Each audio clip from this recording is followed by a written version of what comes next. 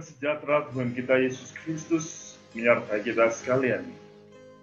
Dalam jumpa kembali bersama saya dalam renungan harian Santapan Jiwaku di masa Prapaskah. Semoga kita semua dalam keadaan sehat walafiat. Saudara-saudari, hari ini kita berjumpa kembali dan kita diundang untuk merenungkan firman Tuhan yang akan kita dengar dari Injil Lukas bab 15 ayat 1 sampai 3. Dan dilanjutkan dengan ayat 11 sampai 32.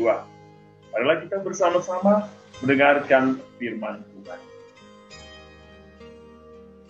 Inilah Injil Yesus Kristus menurut Lukas. Para pemungut cukai dan orang-orang berdosa biasa datang kepada Yesus untuk mendengarkan Dia.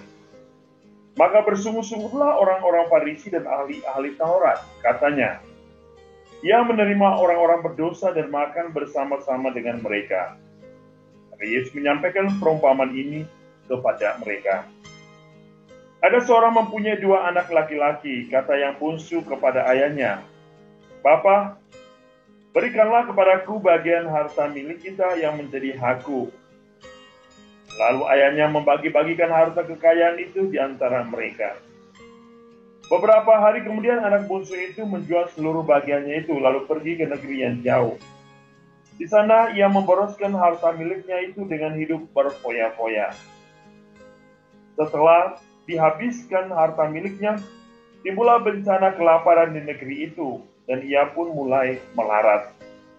Lalu ia pergi dan bekerja pada seorang majikan di negeri itu.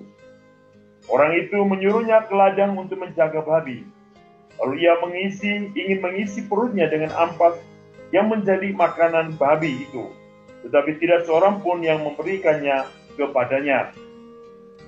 Lalu ia menyadari keadaannya, katanya, betapa banyak orang upahan Bapakku yang berlimpah-limpah makanannya, tapi aku di sini mati kelaparan.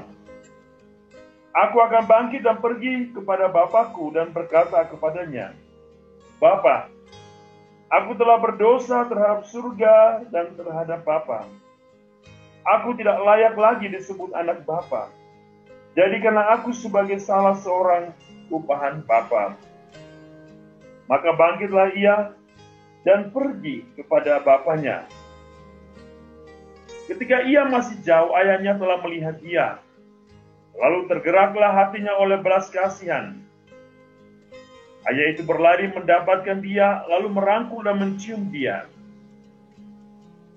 Kata anak itu kepadanya, Bapa, aku telah berdosa terhadap surga dan terhadap Bapa. Aku tidak layak lagi disebut anak Bapa. Tetapi ayah itu berkata kepada hamba-hambanya, lekaslah, bawa kemari jubah yang terbaik, dan pakaikanlah kepadanya. Kenakanlah cincin pada jarinya dan sepatu pada kakinya. Dan ambillah anak lembu tambun itu, sembelilah dia dan marilah kita makan dan bersukacita.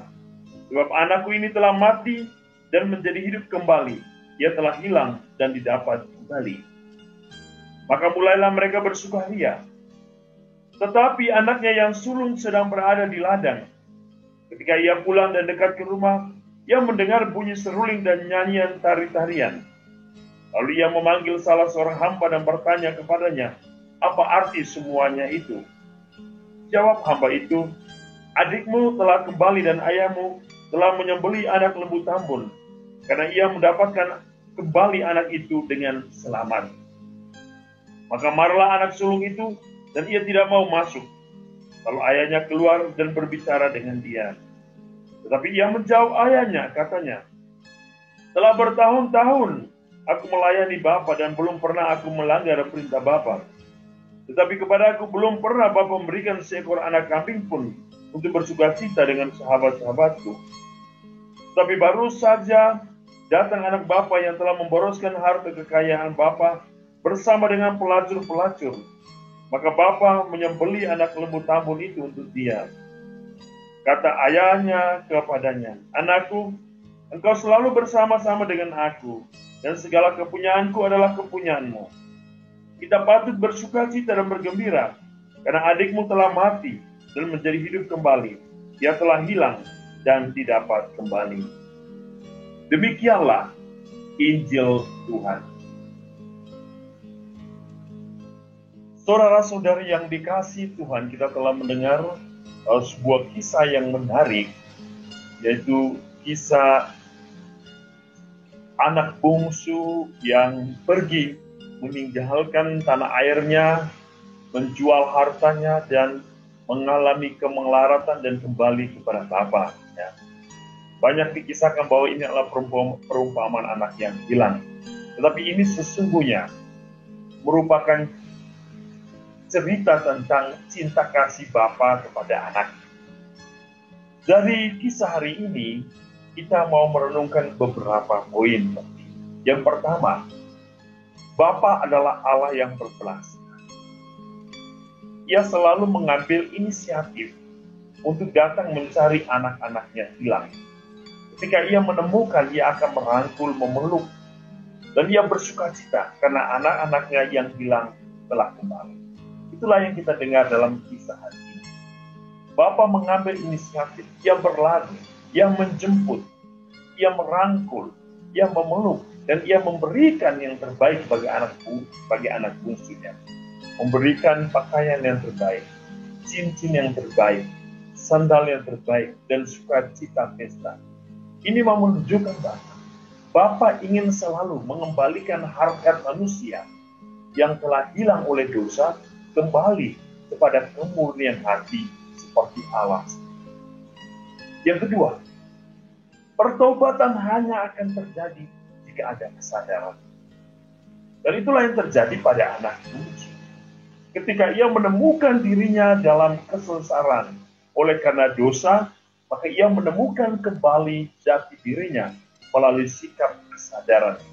Ia kembali kepada Bapa untuk mengalami cinta sejati dalam diri Bapa. Pertobatan orang berdosa harus dimulai dengan sikap kesadaran. Kesadaran bahwa ia telah jauh dari surga. Ia telah jauh dari Bapa. Ia telah jauh dari keselamatan. Maka kesadaran ini harus ditumbuh kembangkan dalam diri setiap orang jika ingin kembali mengalami kasih dan cinta Bapa. Jika ingin kembali merasakan kenikmatan surgawi. Yang berikut, kisah anak bungsu yang pergi meninggalkan Bapa, berfoya-foya, berpesta-pesta dengan harta yang ia miliki. Kisah ini mengingatkan kita semua bahwa harta adalah titipan Allah yang harus digunakan sebagai sarana untuk mendekatkan setiap orang kepada Allah. Harta harus digunakan untuk kemuliaan Allah. Harta harus digunakan untuk kesejahteraan umat Allah. Inilah yang diinginkan Allah hari ini. Dan yang terakhir, Allah pada masa Prapaskah ini mengingatkan sikap kesadaran kita bahwa setiap orang yang sudah bersama-sama dengan Bapa harus mengalami sukacita. Peristiwa anak sulung hari ini harus mengingatkan kita bahwa ketika kita melayani Allah, kita harus melayani dengan sungguh hati, yang berarti kita harus menerima setiap peristiwa-peristiwa hidup yang harus kita alami. Istimewa dengan kembalinya setiap umat Allah yang sudah ditemukan kembali oleh Bapa kepada pangkuannya. Di dalam gereja, ketika kita melayani umat Allah, ketika kita melayani Allah, maka kita juga harus diingatkan bahwa pada setiap saat kehidupan gereja, maka akan begitu banyak anak-anak Allah yang mungkin sudah meninggalkan gereja, namun kembali kepada pangkuan Bapa. Setiap umat Allah harus siap menerima kedatangan mereka. Setiap umat Allah harus kembali merangkul setiap orang yang telah pergi dan kembali kepada Bapa dengan kasih dan cinta Bapa yang telah kita alami dalam kehidupan gereja kita.